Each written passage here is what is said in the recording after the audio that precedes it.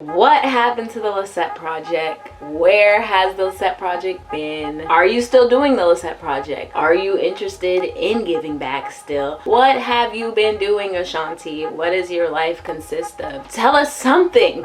Tell us something, please.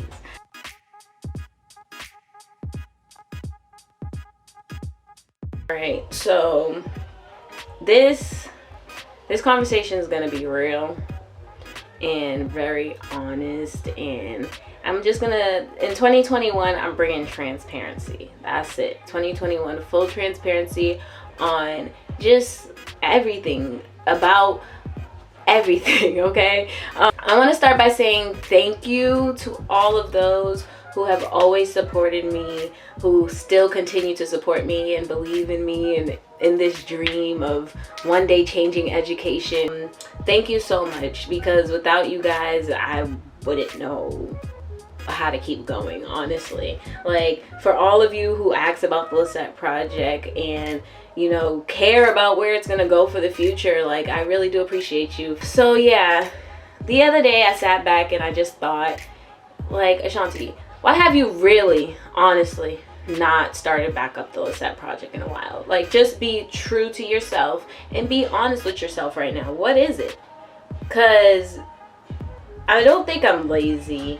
I don't think it's that I don't want to do this anymore. That's just definitely not it, because the Lacet Project is something that is constantly on my mind all the time. So I know this is what I want to do. But here's the thing. I hate asking for money. I hate asking for money. I cannot lie. It really does, like, take a lot out of you. And I'm gonna just start with the fact that when I started the Lacet Project and I started fundraising and doing all this, I was also a full-time student in my senior year of college, and I decided, hey, like, you know, I still want to do this. I just want to go for it. Like, this is a passion of mine, and I was really driven, so I went for it. And during that time, it consisted of it started with GoFundMe. Then I started going around asking, just networking with the different people I run into, anybody I ran into. I'm talking about the Lacet Project, and yeah, you can donate here and there. Then I started going door to door, knocking on people's doors for donations. I started selling bracelets. Then I started selling pop sockets, and it was really good time. It was a really good time for me. I felt really successful in it because I was getting a lot of support, and I really appreciated that. But at the same time, it did take a lot out of me, and I reached a point of burnout. I really did get, like, really just overwhelmed at a point. Like, after I went to Haiti the first time, and then I threw an event back in April of 2019. I threw an event back in April of 2019, and after that event, I really did feel burnt out, because I was also getting my master's during that time, and I didn't know where to go from there. Honestly, I started letting my fears overcome me a lot, and that's something that I know I'm not in this alone, but it's a dark place you can go to when you start letting your fears overcome you. You start thinking, oh, what do people even think about me doing this? You know, will people continue to support me for another year? Like, how am I actually gonna level this up for the next year? Can I really do this all by myself? Like, and the answer is no. I can't do it by myself. Like, that's one thing that I really had to come to terms with. Like, I'd had the help of my sister a lot, but in the end, a lot of the responsibility fell on me. And while I'm okay with responsibility, it does put a lot of weight on your shoulders, because when it comes to business, there's so many aspects of it. It's not just about being the CEO. You have to be your own marketer. You have to be your own finance person. You have to be your own operations person. And it's like, you can't do that as one person. You do need a team. And a team doesn't just come with people who are capable of doing finance, or a team that's capable of doing marketing or operations. It's more so like people that actually want to do what you want to do, and they specialize in these things. You have to find people like that. What happened to the Lacet Project? So long story short, my pride.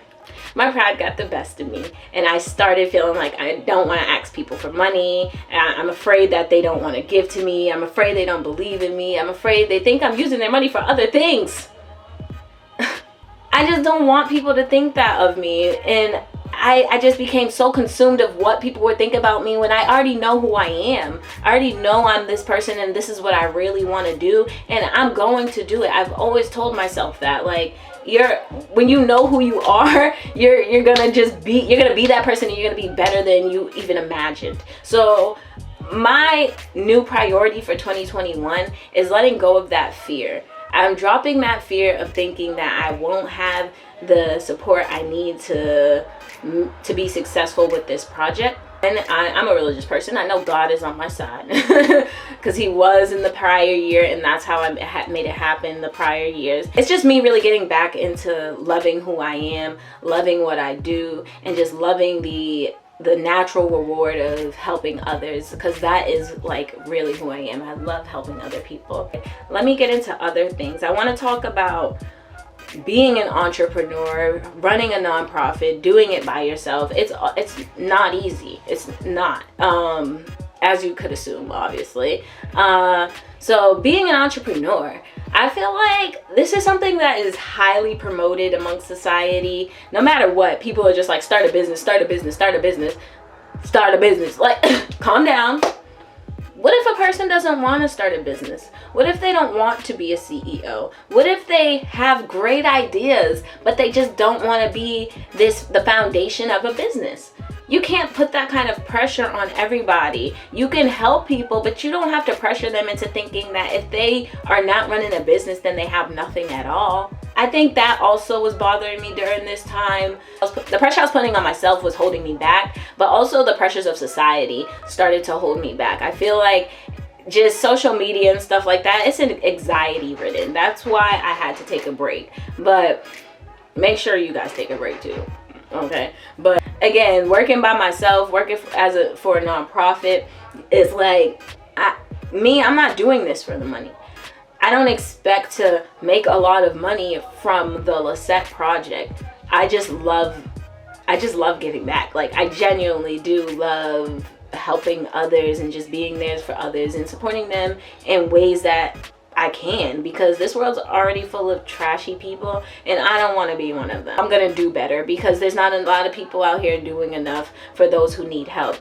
And I also want to get into that, because another thing that was holding me back was, 2020 is a crazy year.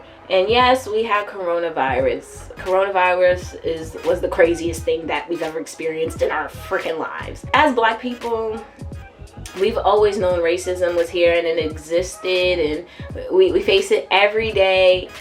But for it to come to the forefront of the media really changed a lot. And I am Haitian and I am American. I would say being Haitian American during this time, it was hard for me, because I felt like I'm sitting here trying to run a business to give back to my people in Haiti who definitely need it.